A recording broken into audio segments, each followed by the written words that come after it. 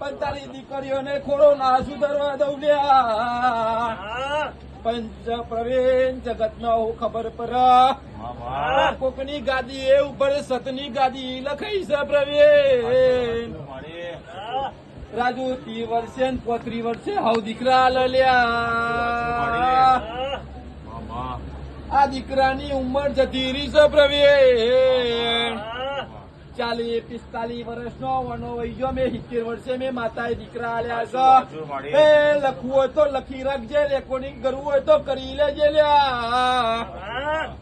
2026 ની વેલા આવશે પ્રવીણ. છોકરીઓ પૈણી જશે લ્યા.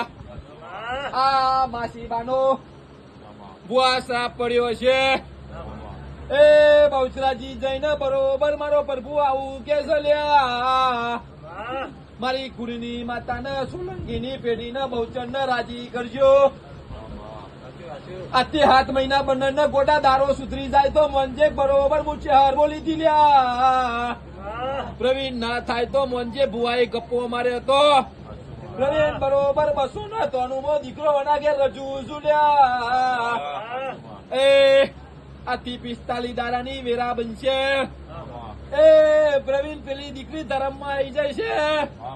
અને પ્રવીણ જેને કર્યું હશે એનું આધાર કાર્ડ માં હે નોમ ના પોહી નાખું તો મને ચહેર નહીં કહેવાની લ્યા.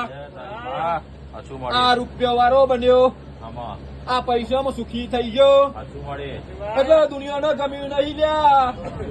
એ આવું હું કોંડરાની દરબારની માતા બોલું છું. એ પ્રવીણ મારું બોલેલું કોઈ તારે ફેર થતું નહીં લ્યા.